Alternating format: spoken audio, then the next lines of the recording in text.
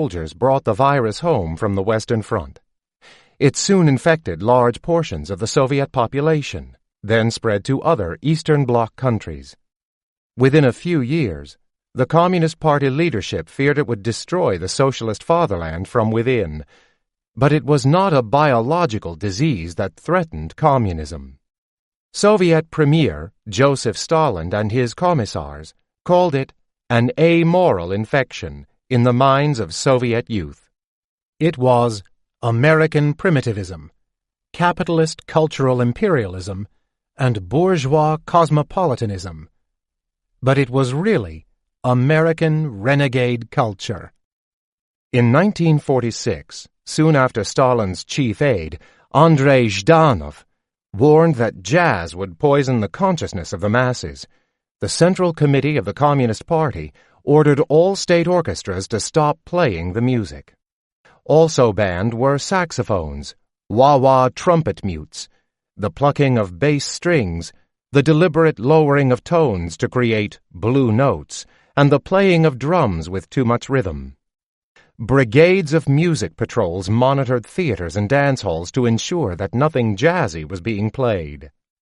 Couples caught dancing anything other than the waltz, the polka, or Russian folk dances were subject to arrest.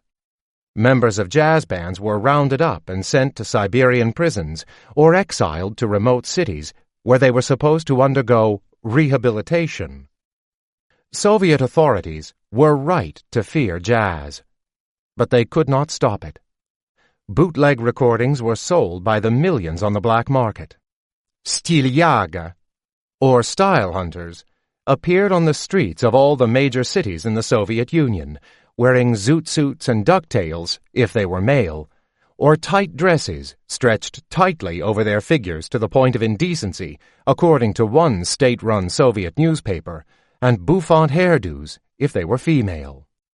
They refused to work and loved to drink, hang out, read American comic books, and listen to African-American music.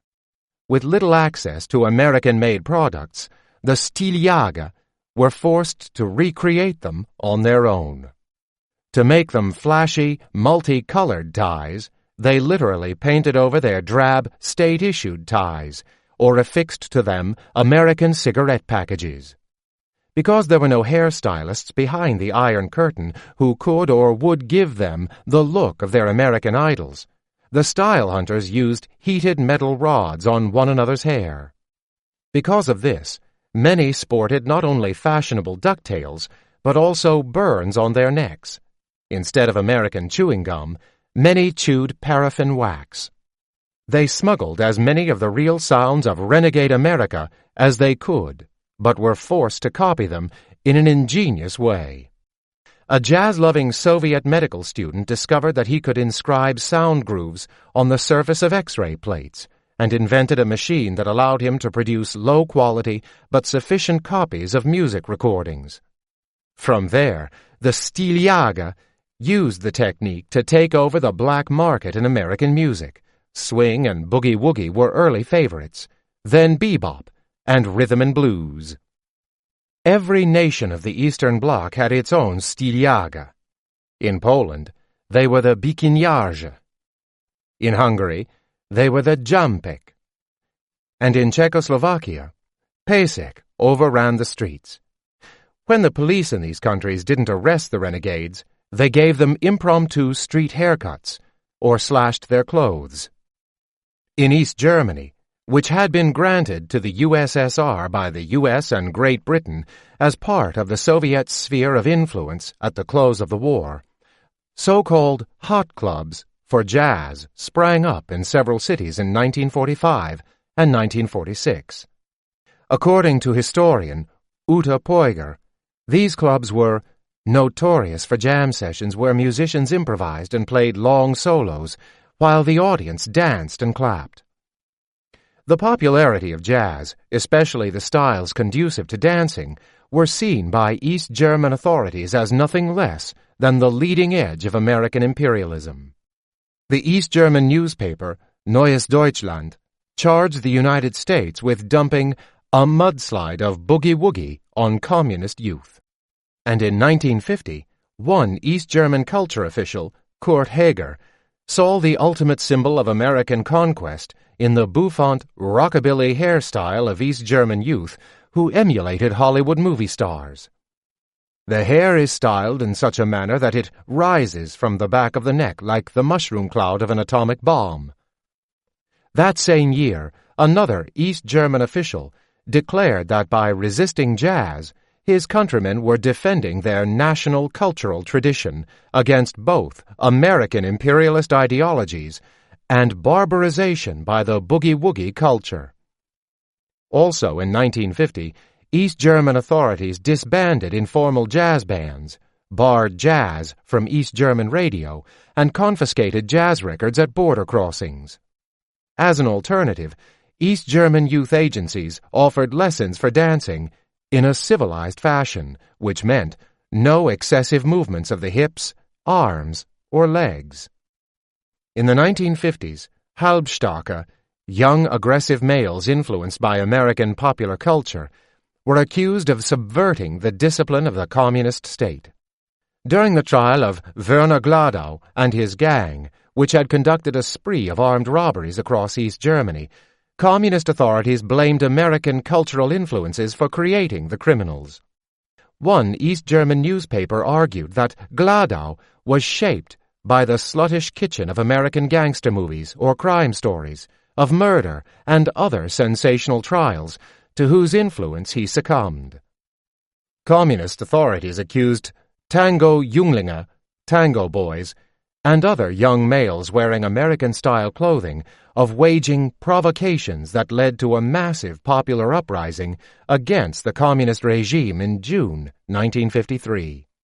For 2 days, thousands of people, mostly young, demonstrated across the German Democratic Republic. Demands of the protesters included shorter work hours, free elections, and in some cases, the removal of the communist government. Demonstrators in East Berlin tore down the Soviet flag from the Brandenburg Gate, while in other cities, prison inmates were freed and members of the secret police were beaten on the streets. The uprising was crushed on June 17th when Soviet tanks rolled into the center of East Berlin and East German troops opened fire on stone-throwing demonstrators. The major East German newspapers immediately laid the blame for the demonstrations primarily on American cultural influences. Saviors of the culture of the Christian West, in striped socks and half-long pants, part of the early rockabilly style, as the Junge Welt put it, had filled the East Berlin streets. The Neues Deutschland featured a photograph of a young man identified as one of the rioters, wearing a T-shirt with a cowboy printed on it, a Texas tie with a picture of a nude woman, a bouffant hairstyle and a criminal's face, and identified him as one of the typical representatives of the American way of life. The East German Prime Minister, Otto Grotewohl, concurred with this assessment, alleging that the Western provocateurs with the colorful plaid-striped socks with cowboy pants, jeans, and Texas shirts wanted to cause a large-scale political provocation. Grotewohl's speech, according to Ute Poiger, was part of an outright campaign in the East German press that put West German or West German-influenced youths who sported Americanized fashions at the center of the June events. Nonetheless, in response to the riots, East German authorities adopted economic policies that steered more resources toward consumer goods and entertainment. By 1954, when it was apparent that more East German youths than ever were sporting American styles, listening to jazz, and dancing the boogie-woogie, leaders of the GDR were forced to soften their positions against American popular culture. The major Communist Party youth newspaper began to publish photos of jazz bands, though usually those associated with the cool rather than hot styles of the music. Unfortunately for the communist leadership, the emergence of jazz fans behind the Iron Curtain was only the beginning of a process that ended in 1991. The historian Julia Hessler has written that, in a real sense, the Stiljager heralded the event of an individualistic, self-expressive approach to consumption characteristics of the consumer societies of the post-war West. Not only did this vulgar and decadent culture continue to spread, but as the 1950s ended, it mutated into something even worse. Rock and roll. Rocking the block. In East Germany, when authorities eased restrictions on jazz, demands for even more renegade Ami-Kultur increased. In 1954, when rock music first made its way across the Iron Curtain, Halbstarke appeared on streets in virtually every East German town and city, and demonstrations calling for greater cultural freedom and access to consumer goods often resulted in riots. West Berlin theaters showing Hollywood movies and playing jazz and rock lined the border with East Berlin. Alarmed by what appeared to be a great number of East Germans crossing the border daily, this was before the building of the Berlin Wall, officers of the GDR conducted a study in 1956 and 1957 and found that each day, on average, some 26,000 East Berlin youths attended movies and dances at the West Berlin border theaters. In some theaters, East Berlin teenagers made up 90% to 100% of the customers. At government-sponsored public forums designed to address the demands of East German citizens, many youth asked why Hollywood movies, especially music films with hits, were not allowed, why East German fashions were below Western standards, and why jeans and other tight pants were not available in the GDR. In 1956, riots broke out in front of several East German movie theaters that showed only patriotic or educational films. In 1957, East German authorities responded to the youth rebellion with justified despair for the future of communism. Alfred Korella, head of the new Commission for Culture in the Central Committee of the Socialist Unity Party, the ruling Soviet-controlled party in the GDR, warned of the danger of growing decadent influences that were spurring the animalistic element in East German youth. Korella announced that it was time for good communists to save the cultural and social life of the nation from this destruction, and to preserve the true national culture. The party's culture conference in October 1957 declared that, in recent years, damaging influences of the Western capitalist non-culture had penetrated the GDR. By the following year, rock and roll had replaced jazz as the most dangerous of Western cultural products. In a 1958 announcement on rock, General Secretary Walter Ulbricht condemned its noise as an expression of impetuosity that characterized the anarchism of capitalist society. Defense Minister Willi Stoph distributed a warning, published in East German newspapers, that rock and roll was a means of seduction to make the youth ripe for atomic war. Stoph singled out Bill Haley and the Comets, who had toured West Germany in 1958. It was Haley's mission, Stoph said, to engender fanatical, hysterical enthusiasm among German youth and lead them into a mass grave with rock and roll. State-run newspapers broadcast these warnings. Neues Deutschland called Elvis Presley a Cold War weapon, and Junge Welt counseled its young readers, "Those persons plotting an atomic war are making a fuss about Presley because they know youths dumb enough to become Presley fans are dumb enough to fight in the war." Hoping to steer rock fans toward better music, officers of the Socialist Unity Party heavily promoted Allo Kohl, a Leipzig bandleader who played thoroughly safe music, and commissioned 3 dance teachers to invent a refined, respectable, civilized, socialist dance step, which became known as the Lipsy. East German youth weren't interested. In 1959, groups of adolescents staged pro-rock anti-socialist Unity Party demonstrations in Leipzig and Dresden.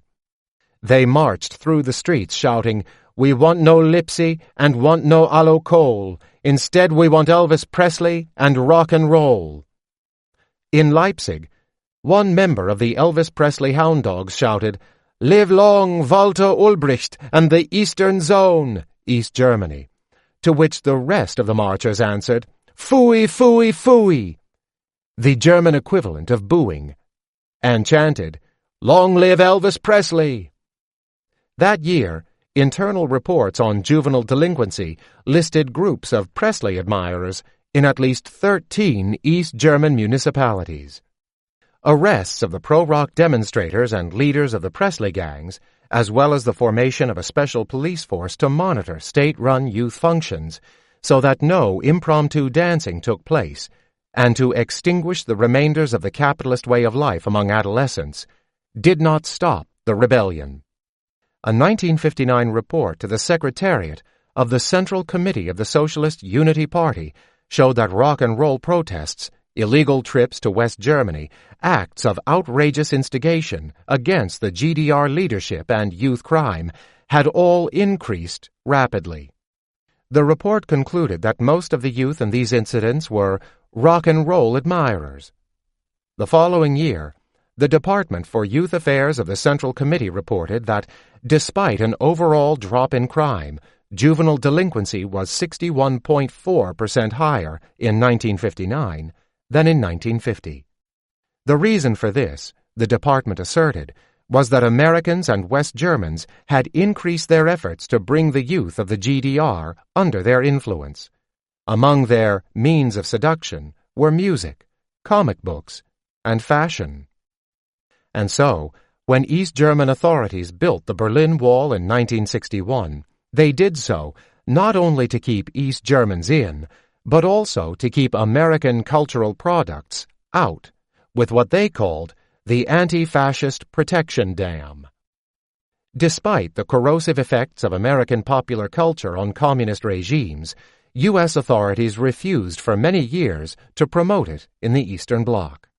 From 1946 to 1955, American cultural centers, Amerikahäuser, set up in West German cities to spread U.S. influence, provided libraries with open stacks, lectures, classical music concerts, and showings of educational films, but did not show Hollywood movies or sponsor concerts of jazz or rock and roll. In fact, as the historian Uta Poiger has pointed out, Eastern Bloc authorities learned to attack jazz, rock and roll, and Hollywood from others. Of course, the Nazis had condemned jazz as decadent and degenerate, but they too learned those terms from others. The vocabulary of decadence and degeneration was not the invention of Soviet or East German authorities, Poiger writes. Rather, European and American writers from across the political spectrum had leveled such attacks against various forms of art as well as mass culture since the 19th century. The enemy within. As we have seen, until late in the 20th century, jazz was attacked in the United States more often than it was praised. But no public music has been the object of more apocalyptic fears than rock and roll in 1950s America. Liberal and conservative political leaders frequently found common cause in attacking the music. Committees in both houses of Congress conducted hearings through the second half of the 1950s on the power of disc jockeys to impose rock on the masses. As one witness before Representative Emanuel Seller's House Judiciary Antitrust Subcommittee put it in 1956, DJs and record companies were responsible for rock and roll and the other musical monstrosities which are muddying up the airwaves. It's the current climate on radio and television which makes Elvis Presley and his animal posturings possible. It's a set of untalented twitchers and twisters whose appeal is largely to the zoot-suiter and the juvenile delinquent. In an effort to stop the airwaves of this country from being flooded with inferior music, in 1957 and 1958, Senators John F. Kennedy and Barry Goldwater vigorously supported a bill that would have radically curtailed the ability of radio stations to artificially stimulate demand for rock. Or, as one witness in hearings for the bill put it, the forced feeding of rock and roll music to the public.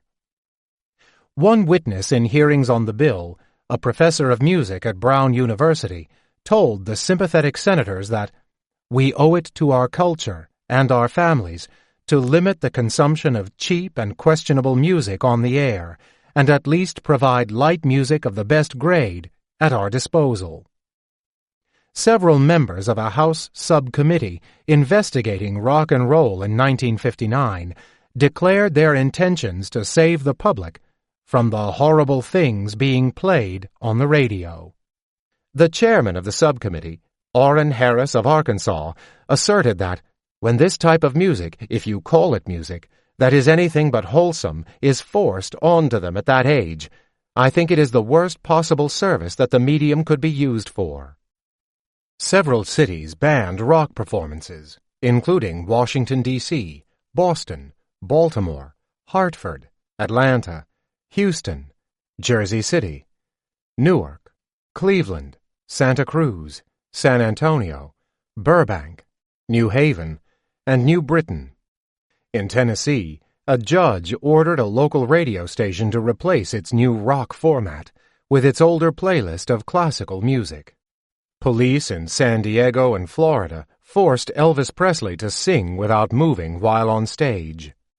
In 1958, a scheduled State Department-sponsored tour of American disc jockeys through Europe was canceled when U.S. Senator Norris Cotton complained that it would damage the international reputation of the United States. The president of the National Council of Disc Jockeys for Public Service, Murray Kaufman, guaranteed that no rock would be played by his organization's members in Europe and that all hops would be on U.S. Army bases under the supervision of the United Service Organizations. As the historians Linda Martin and Carrie Seagrave have noted, the U.S. government rarely made an issue of Soviet and East German censorship of rock music because the U.S. government did not like it either. The soundtrack of Glasnost. Like rock and roll, Hollywood movies and comic books received just as much scorn from American political leaders as they did from Eastern Bloc authorities. Concerns over the rising rates of juvenile crime and the general sexualization of American teenagers spurred several members of Congress to look for their causes in popular culture. In 1955, Senator Estes Kefauver conducted a series of hearings on juvenile delinquency and its connections to sex and violence in popular culture. Dr. Leopold Wexberg, chief of the Mental Health Division of the Bureau of Disease Control in the Department of Public Health, testified that movies, television programs, and comic books did indeed contribute to juvenile delinquency. Kefauver concluded that the federal government was not fully exercising the powers presently vested in it to protect the public interest, and especially to protect the nation's children from the magnitude of programs dealing with crime and violence.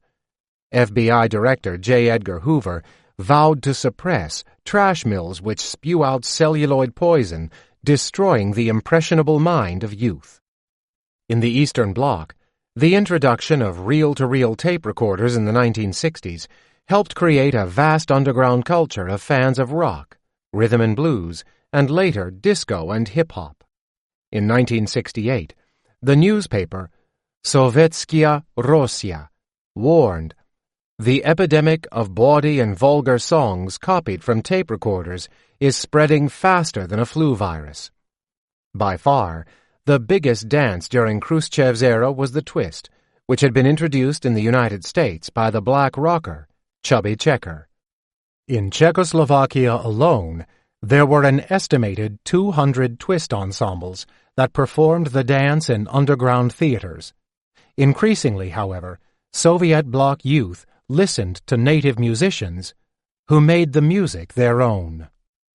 Though they avoided the explicit racism of their capitalist rivals, communist authorities clearly understood the source of the corruption.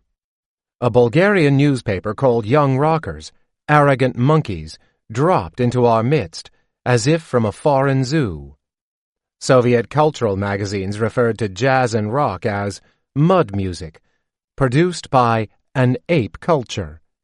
East German communists more frankly dismissed it as Negermusik.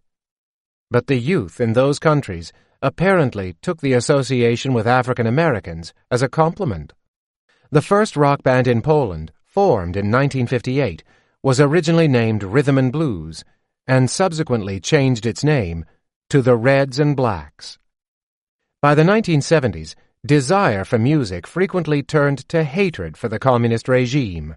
Riots broke out at several rock concerts, where the targets were usually authorities who attempted to stop the performances. Then disco swept the Soviet bloc, soon after it was created in black, gay New York City nightclubs. It was particularly popular in the Baltic republics, where dance clubs were the sites of several uprisings against the police. A Latvian newspaper called the country's 300 discos the incubators of violence. The Kremlin was forced to acknowledge that popular music could no longer be contained. Instead, as the historian Timothy W. Ryback has put it, it became the soundtrack of glasnost. In the 1980s, performance spaces were opened with official approval from Moscow and Leningrad. The censorship of recordings was eased. Giant rock concerts were staged all over Eastern Europe, and by the end of the decade, major American and British pop acts were allowed to perform behind the Iron Curtain. Polls of Soviet youth showed that they had far greater knowledge of rock stars than of Marx, Lenin, or Stalin. When the Berlin Wall came down in 1989, East Germans flooded West Berlin record shops. Why, then, did the culture of American renegades get so little praise from the would-be evangelists of democracy?